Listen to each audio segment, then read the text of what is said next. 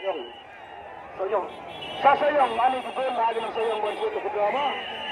Soyong baik niya, kada na kaya area.